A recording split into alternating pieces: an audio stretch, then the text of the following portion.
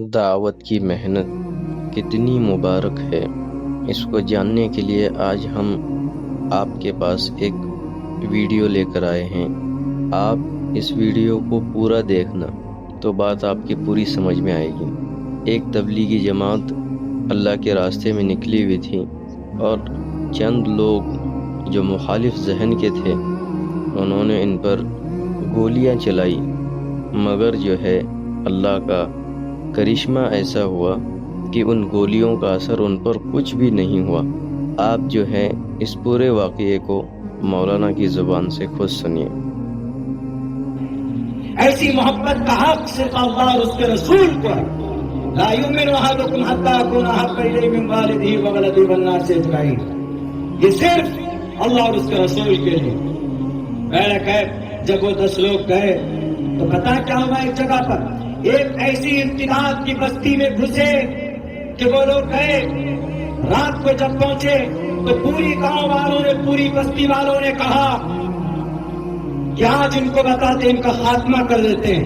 یہ بڑے پٹی اور بیگ لے کر آتے ہیں، ہم لوگوں کے منع کرنے کے باوجود بھی یہ اپنے آپ کو انہوں نے سدھارا نہیں۔ بتا دیتا ہوں آج ان لوگوں کو، رات کو میرے بھائی جب وہ لوگ عشاء کی نماز پڑھنے کے لیے سب بستہ ہوئے تو جب وہ لوگ سجدے میں تھے تو پیچھے سے AK-47 سے گولی چلائی گئی ان لوگوں پر جو جماعتی تھے، نماز میں تھے۔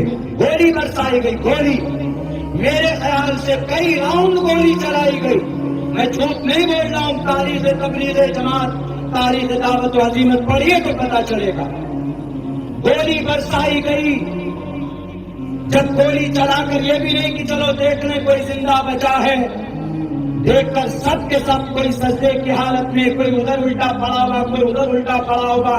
کسی کو 10 گولی لگی، کسی کو 5 گولی لگی، کسی کی ٹانگ میں، کسی کے پیٹھ میں، کسی کے کمر میں، کسی کے سر میں گولی لگی۔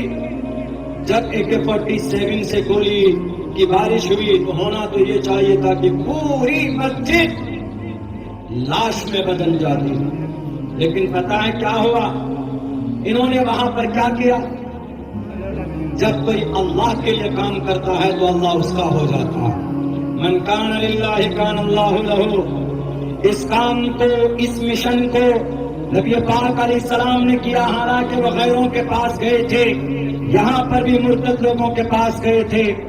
طائف کے میدان میں نبی پر پتھروں کی بارش ہوئی، یہاں پر بھی مولانا یوسف صاحب کی جماعت کے اوپر گولیوں کی بارش ہوئی۔ میرے بھائیوں، سنسکرت میں بھی اس کو کیا گیا ہے، تسمن نترے ملے چاچارین سمنوتا شسیو ساک سمنوتا۔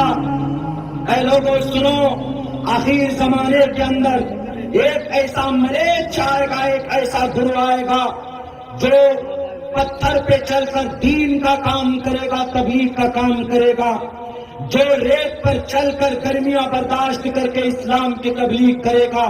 تو تبلیغ کوئی گناہ نہیں، بہت اچھا کام۔ پوری رات دوا کہاں سے لائے؟ اس لیے کہ جن پر امید ہے اور جن پر بھروسہ ہے انہوں نے گولیوں کی بارش کی۔ میرے بھائیوں، رات میں ان لوگوں نے مسجد کی چٹائی جلا کر اس کا جو راکھ ہوتا اس راکھ کو اپنے اپنے زخموں میں لگایا۔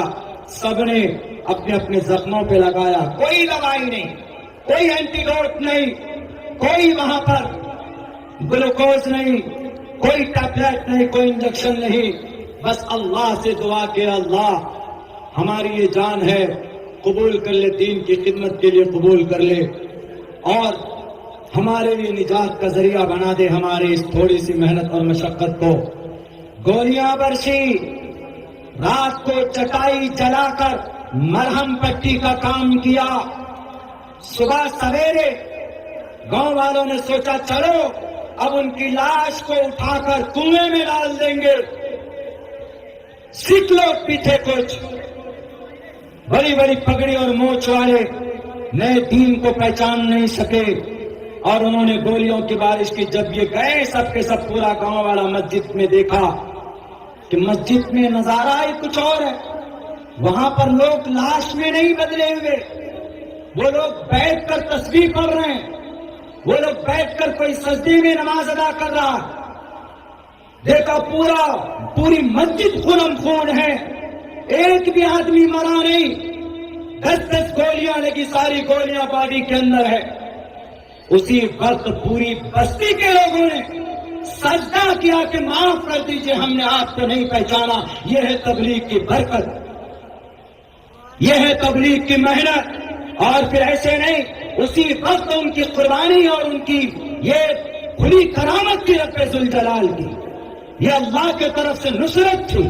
من کان للہ کان اللہ لہ، جو اللہ کی دین کے لیے نکلتا ہے اللہ اس کا ہو جاتا۔ یا ایھا الذین آمنوا ان تنصروا اللہ ینصرکم ویثبت اقدامکم، اے ایمان والو اللہ کی دین کی مدد کرو گے تو اللہ تمہاری قدموں کو جما دے گا۔ آج اتنی مبارک جماعت کو شورائی اور امارت والے اس کو برباد کر رہے ہیں۔ خدا کے واسطے میں دونوں گروہوں کے سربراہان سے کہوں گا، شورا کے بھی سربراہ سے کہوں گا اور امارت کے بھی سربراہ سے کہوں گا کہ آپ اپنے لوگوں کو روکیے، اس مقدس جماعت کو بدنام مت کیجیے۔ مبارک اور پوتر جماعت اور اچھا کام ہو رہا تھا، آج عہدے کے چکر میں کوئی نہ کوئی سیلفش ہے، کوئی نہ کوئی کسی کی نیت خراب ہے، جس کی وجہ سے اتنی بڑی خرافات پیدا ہوا ہمارے اس مبارک تنظیم میں، جماعت میں۔ پھر پوری بستی والوں نے کیا کیا؟ پوری بستی والوں نے کہا، بولیے امیر صاحب کیا کرنا ہے ہم آپ کے ساتھ۔ کہا کہ پہلی بات تو ہمیں نہلاؤ، تم لوگ پانی دو۔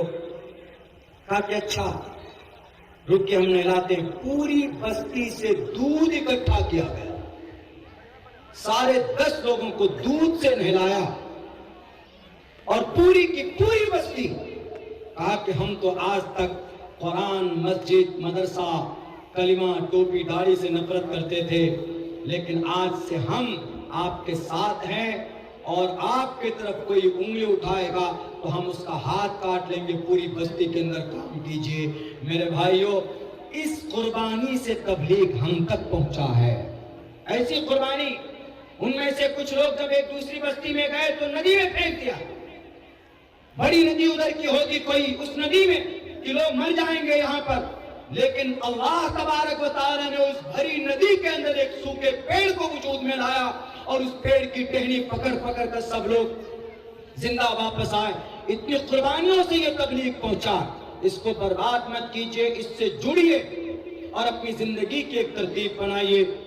میری چونکہ آواز بہت زیادہ شدت کے ساتھ بیٹھ رہی ہے، چونکہ وقت بھی بہت ہو چکا ہے، وہ چندہ کرنے والے صاحب مولانا مفتی صاحب، ہاں ان کو بلائیے۔